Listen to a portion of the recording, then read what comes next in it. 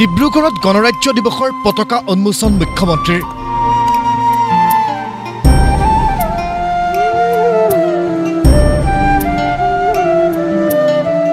ডিব্ৰুগড়ক দ্বিতীয় ৰাজধানী হিচাপে গঢ়ি তোলাৰ সংকল্প মুখ্যমন্ত্ৰীৰ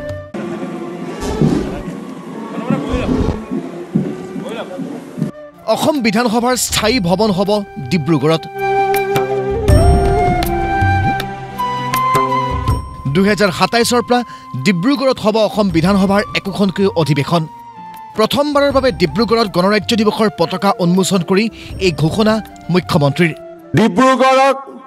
দ্বিতীয় ৰাজধানীলৈ ৰূপান্তৰ কৰাৰ যাত্ৰাত আজিৰ দিনটো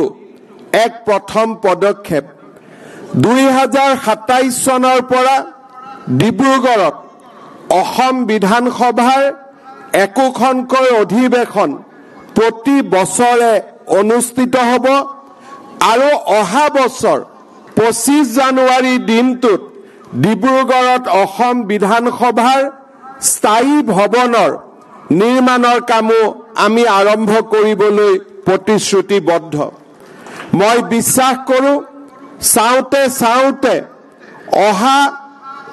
3 বছৰৰ ভিতৰত ডিব্ৰুগড় ভাৰতবৰ্ষৰ ভিতৰতে এখন প্ৰসিদ্ধ মহানগৰলৈ ৰূপান্তৰ হ'ব গুৱাহাটীৰ পিছতে ডিব্ৰুগড় তেজপুৰ আৰু শিলচৰক নগৰীকৰণৰ ক্ষেত্ৰ হিচাপে গঢ়ি তোলাৰ কথা ক'লে মুখ্যমন্ত্ৰীগৰাকীয়ে আৰু সেই লক্ষ্যৰেই তেজপুৰত স্থায়ী ৰাজভৱন আৰু শিলচৰত মুখ্য সচিবৰ কাৰ্যালয় স্থাপন কৰা হ'ব বুলি মুখ্যমন্ত্ৰীয়ে ঘোষণা কৰে তেজপুৰত অসমৰ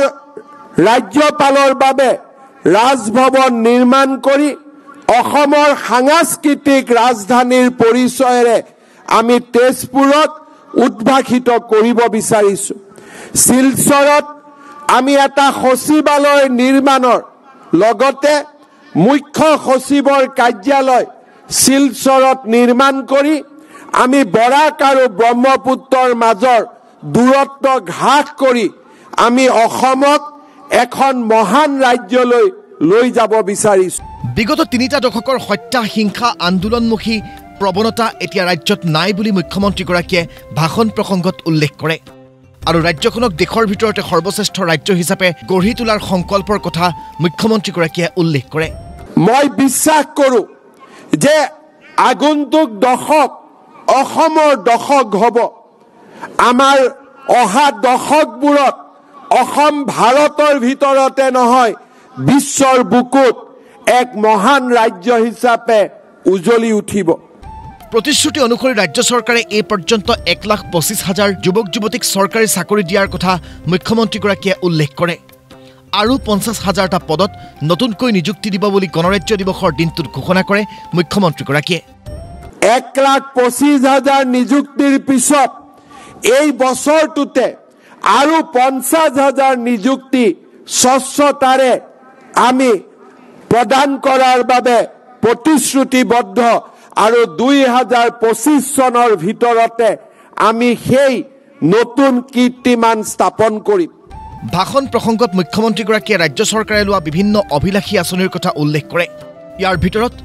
অসম বাংলাদেশ আৰু ভূটানৰ মাজত অৰ্থনৈতিক কৰিডৰ গুৱাহাটী আৰু শিলচৰৰ মাজত এক্সপ্ৰেছ হাইৱে গুৱাহাটী আৰু ডিব্ৰুগড়ৰ মাজত এক্সপ্ৰেছ হাইৱে অন্যতম এপ্ৰিলৰ ভিতৰত আৰু 10খন বিশ্ববিদ্যালয় স্থাপন কৰাৰ কথাও উল্লেখ কৰে মুখ্যমন্ত্ৰীয়ে বাংলাদেশ অসম ভূটানৰ মাজত ইকনমিক কৰিডৰ নিৰ্মাণৰ দৰে আমি দূৰগামী পদক্ষেপ হাতত লৈছো শিলচৰ আৰু গুৱাহাটীৰ মাজত দূৰত্ব 5 ঘণ্টালৈ কমাই আনি শিলচৰ আৰু গুৱাহাটীৰ মাজত এক্সপ্ৰেছ হাইৱে নিৰ্মাণৰ পৰিকল্পনা এই বছৰৰ ভিতৰতে আমি বাস্তৱত ৰূপায়িত কৰিব বিচাৰিছো ডিব্ৰুগড় আৰু গুৱাহাটীৰ মাজত থকা 8 ঘণ্টাৰ দূৰত্বক আমি 5ৰ পৰা 6 ঘণ্টালৈ হ্ৰাস কৰিবৰ বাবে গুৱাহাটী আৰু ডিব্ৰুগড়ৰ মাজত এক্সপ্ৰেছ হাইৱে নিৰ্মাণৰ পৰিকল্পনাও আমি লাহে লাহে বাস্তৱলৈ ৰূপ দিয়াৰ কামত আমি আগবাঢ়িছো এতিয়া আমাৰ সপোন দেখাৰ সময় অসমত নতুন 10খন বিশ্ববিদ্যালয় অহা এপ্ৰিল মাহৰ ভিতৰত আমি নতুনকৈ দেখা পাম ইয়াৰ উপৰিও ৰাজ্যিক কৰ্মচাৰীসকলক এপ্ৰিলৰ পৰা